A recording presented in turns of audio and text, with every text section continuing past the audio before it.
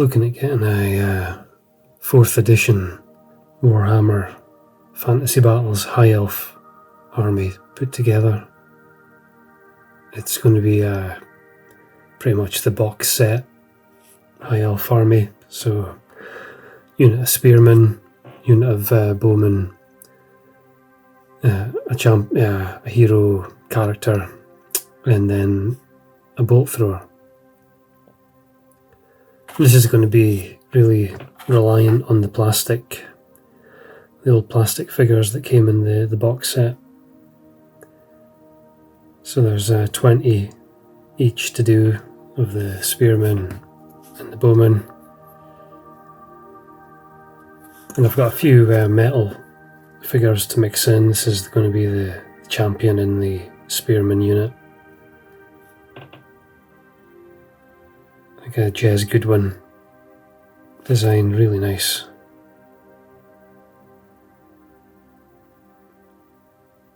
Character to have in the unit, and even the plastic models are really nice. The old set I bought, these plastic minis had been primed with something. I don't think it was a rattle can, it was something else, but they cleaned up really well. So we're back to just the base plastic.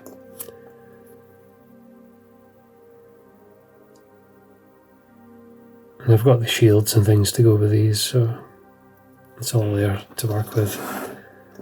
I've put together the Stormwing Griffin, which is pretty difficult actually. Lots of gaps in the parts going together.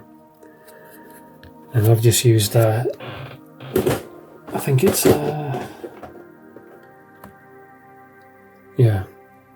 plastic putty just out of a tube, just to kind of work into the gaps after super gluing parts together. And if you just kind of mess around with it with the end of a scalpel, you can kind of blend it in to a degree anyway.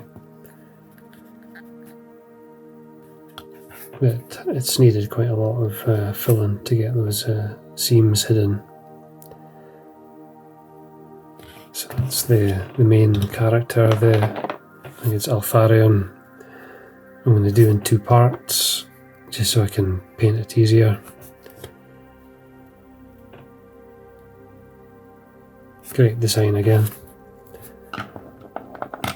So those are the units I've got. And I've had this packet for a long time, still in the original blister, for the repeater bolt thrower.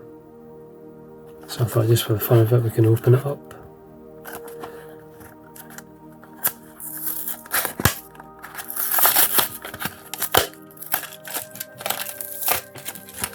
Opened after, what would that be, 95, so that's like over 20 years, 27 years maybe.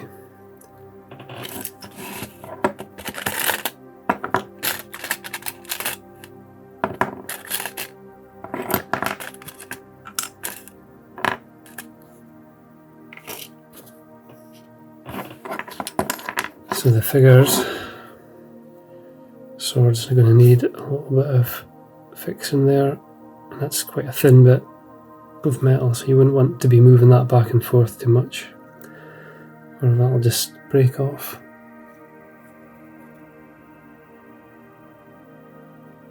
But again, great miniature, dated to 91.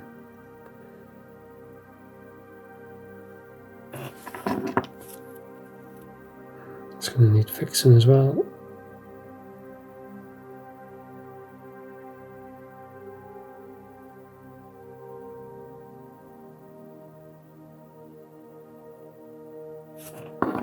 And then the bolt thrower itself, just in a few bits.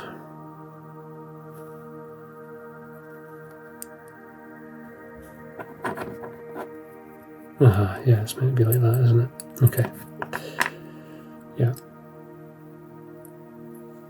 yeah, they're kind of staggered. So I'll maybe do some videos as I work on this, as I paint them. It should be quite a lot of work.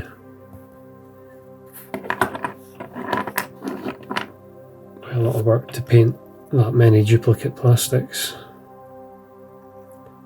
But it will look good when done, of course. But let's see how we get on.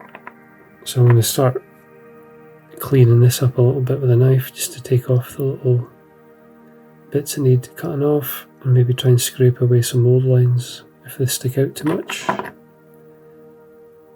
then we'll glue it together. A few painting projects on the go.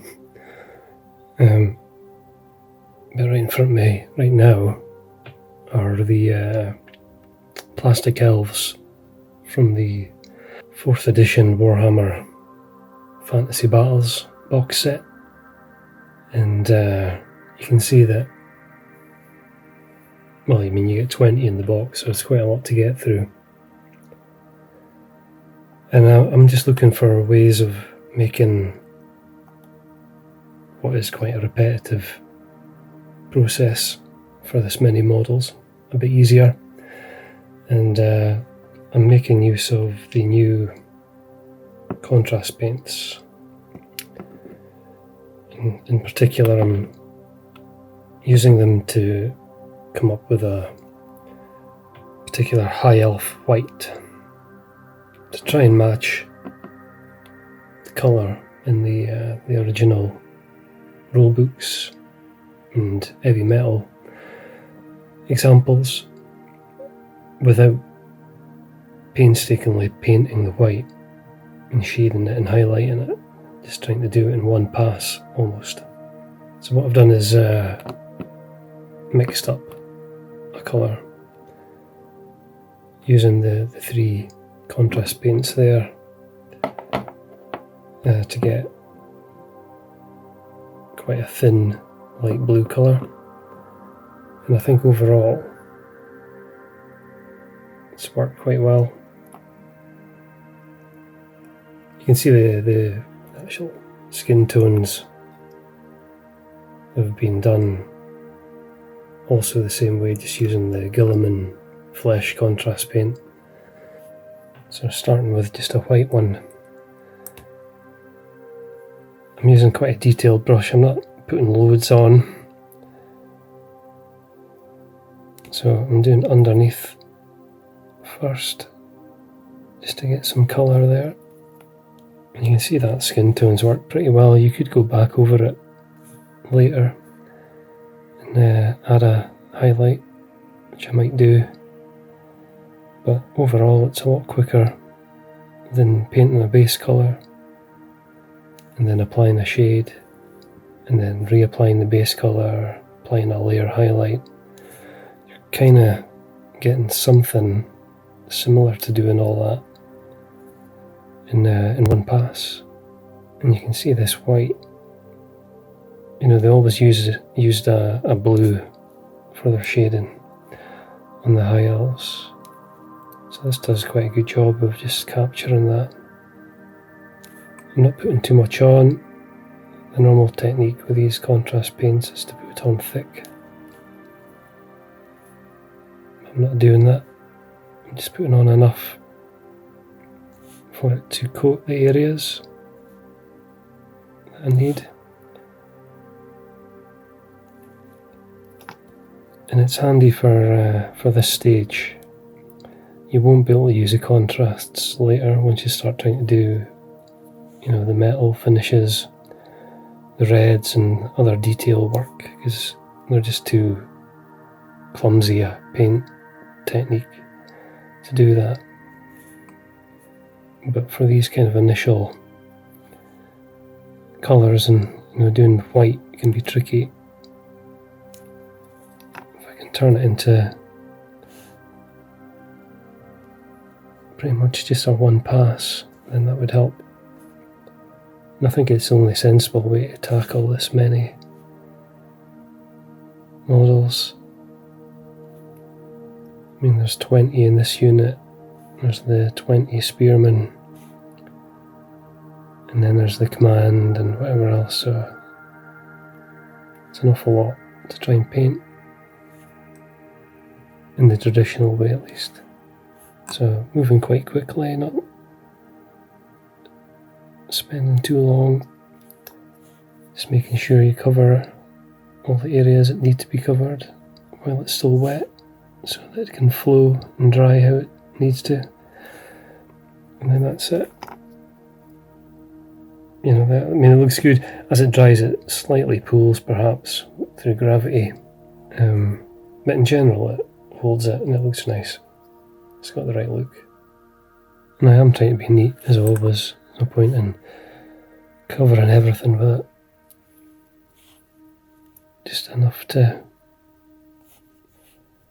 coat it like that. So I'll carry on and get the rest of these done.